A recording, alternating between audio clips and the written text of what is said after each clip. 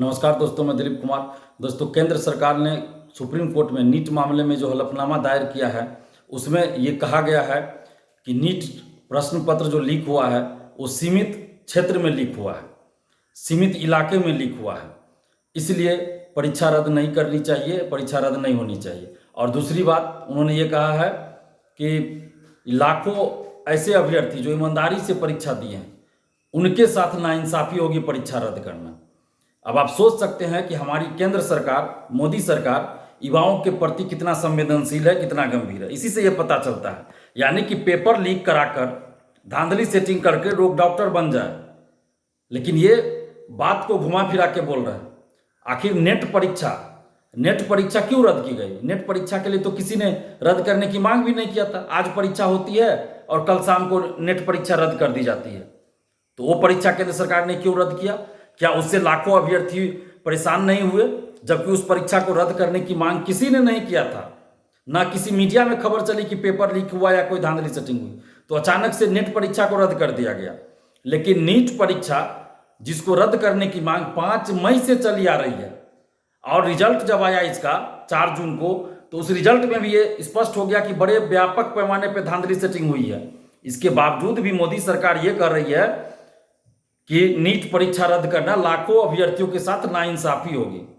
कैसे नाइंसाफी होगी? जब पेपर ही लीक हुआ तो फिर उस परीक्षा का क्या मतलब, उस रिजल्ट का क्या मतलब?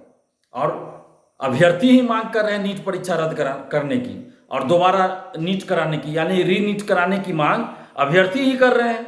जो 23 लाख अभ्यर्थी हैं नीट के, वही लोग मांग कर रहे हैं। लेकिन केंद्र सरकार जो है बात को घुमा फिरा के और युवाओं के साथ अन्याय कर रही है। ऐसा करके मोदी सरकार पेपर लीक में संलिप्त रहने वाले लोगों को, परीक्षा माफियाओं का मनोबल बढ़ा रही है। ऐसा सरकार को नहीं करना चाहिए, बिल्कुल नहीं करना चाहिए, क्योंकि ये देश के 23 लाख नीट अभ्यर्थियों से ही जुड़ा मामला नहीं है, बल्कि देश के 140 करोड़ आम जनता के स्वास्थ्य और उनकी जिंदगी से जुड़ा मामला है। क्योंकि ये जो फर्जीवाड़ा करके डॉक्टर बनेंगे, ये लोग क्या इलाज करेंगे? किडनी बेचेगा, गलत दवा देगा, इलाज करना होगा हार्ट का और दवा दे देगा किडनी का, कोई नस काट देगा ऑपरेशन के दरमियान ऐसा कि मर जाएगा पेशेंट।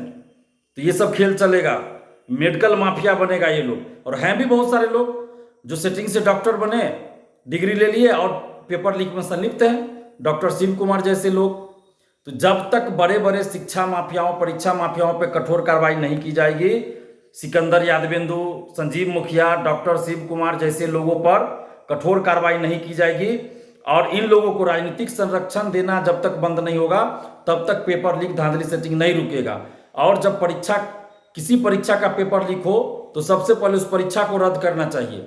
बिहार में तो कई परीक्षा का पेपर लीक हुआ, उसके बाद परीक्षा रद्द हुई। तो केंद्र सरकार को, मोदी सरकार को परीक्षा रद्द करने में क्या दिक्कत हो रही है? ये 1000 करोड़ से ज्यादा का स्कैम हुआ है और इसमें बड़े बड़े नेता शामिल है।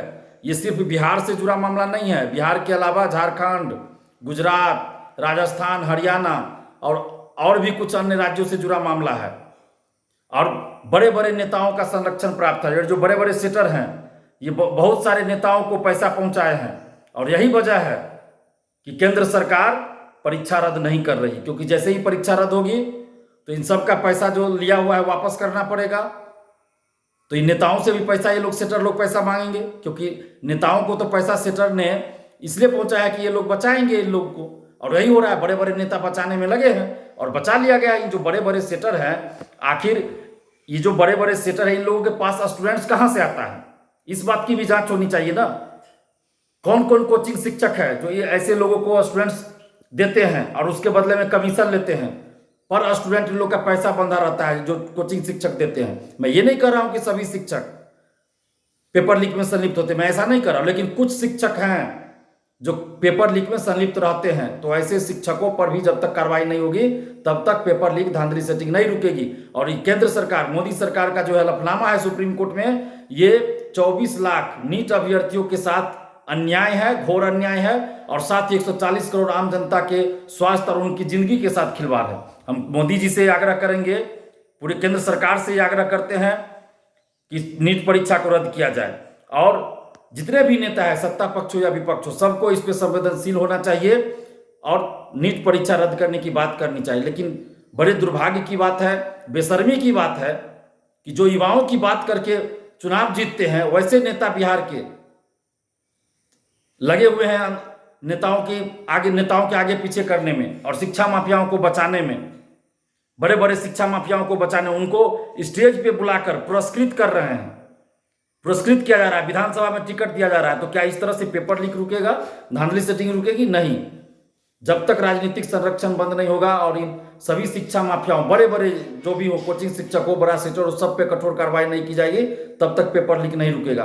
और मोदी जी जो नया कानून लगाने का ढोंग, नया कानून लागू करने का ढोंग रच रहे हैं, तो इनका पोल खुल गया है। अब ये नया कानून और कठोर कानून आप क्या बोल रहे हैं? जब आप पेपर लीक को मान ही नहीं रहे हैं और बड़े बड़े शिक्षा माफियाओं को आप बचा रहे हैं, तो फिर ये नए कानून का क्या होगा? कुछ नहीं होगा नया कानून बनाने से। आप नया नया कानून बना दीजिए और अपराध को मानवे नहीं कीजिए, अपराध में संलिप्त बड़े लोगों को आप पकड़िए ही नहीं, उसको बचा लीजिए। तो फिर नया कानून या कठोर कानून बनाने का कोई फायदा नहीं है मोदी जी। तो आपका जो ये दिखावा है वो सामने आ रहा है। अगर आप दिखावा नहीं कर रहे हैं मोदी जी, तो नीट परीक्षा को रद्द कीजिए, फिर से नीट करवाइए और जो भी इसमें बड़े बड़े सेटर हैं, शिक्षक हैं, नेता हैं, सब पे कठोर कार्रवाई कीजिए।